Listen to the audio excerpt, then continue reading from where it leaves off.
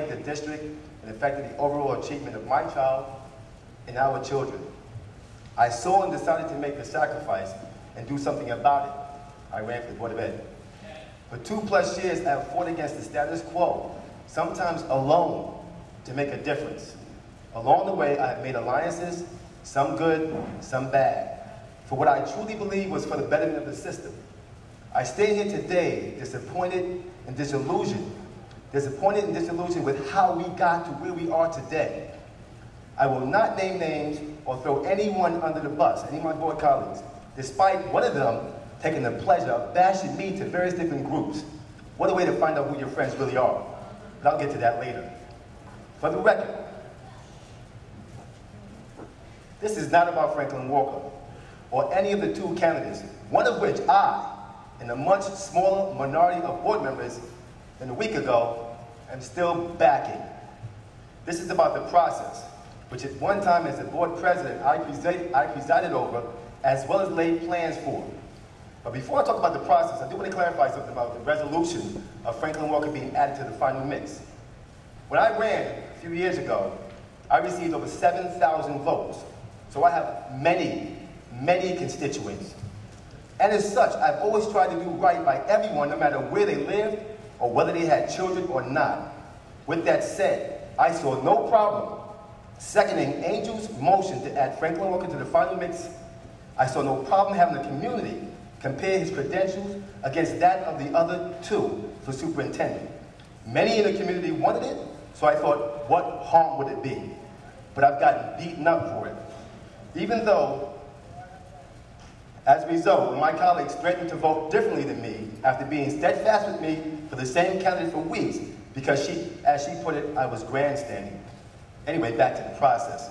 Many of this board, as I did before them, preached and pounded transparency and public input/participation, some even willing to change their votes based on it. Heck, though I wanted it too, at some point in this whole process, I believe that we as a board promised a level of transparency that we found we just couldn't deliver. Be that as it may, as a board, we did not manage expectation, not even a salesperson. And we did not manage expectation of the public well, which is why we have so many angry people at us in this process. We deserve it because we created it. What I will follow with is not a rumor or fiction, it's the truth. Many of you outside don't know the truth. You come here and you say this and you say that. I'm going to tell you the truth. Few of us will admit that there has been considerable pressure/interference from outside entities, i.e. politicians and the state. Yes, the state. The people that had me believing for over a year through secret and open meetings with me and many others, as well as telephone conversations with me and many others, organized by myself and others, that they were truly our partners in improving this district. The state, whom to this day has not given this board a reply to our QSAC appeal, nor any response to what Kathy Corey's role would be going forward.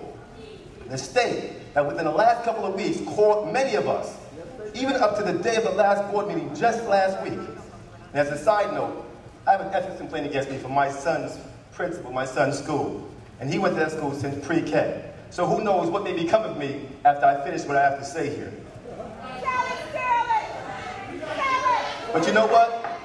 Even after being warned by many and having a discussion with my wife, I decided this is bigger than me. So I had to speak.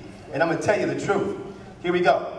I've read the blogs, Facebook postings, email groups, but none of you truly know and understand what has transpired behind these closed doors. Many of you supported this board, elected this board, and trusted this board to choose our next superintendent. I wanted this too. I thought we'd have this, especially after working so hard for the last 2 years.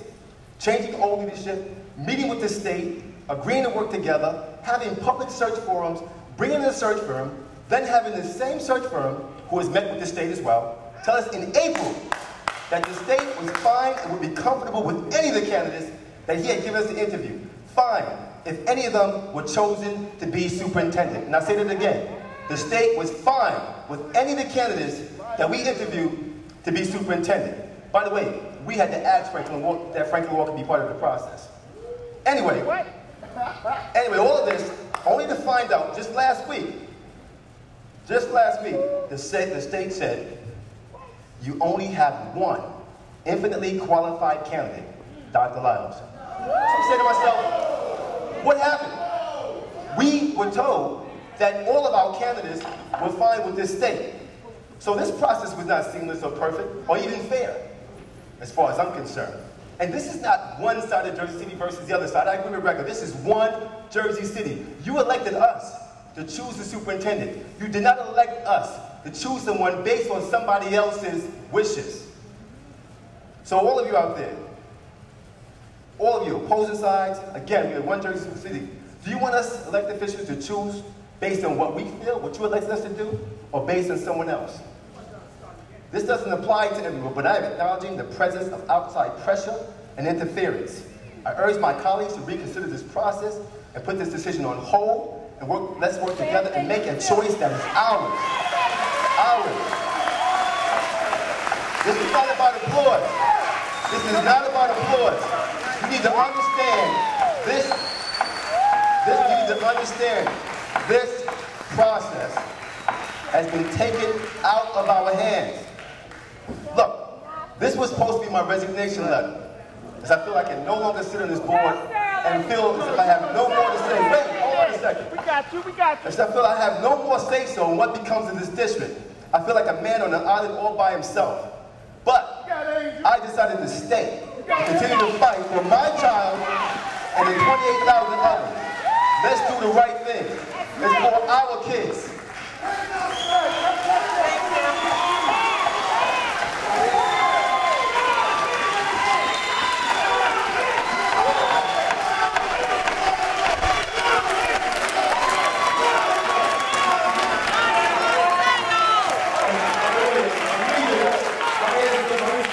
Job.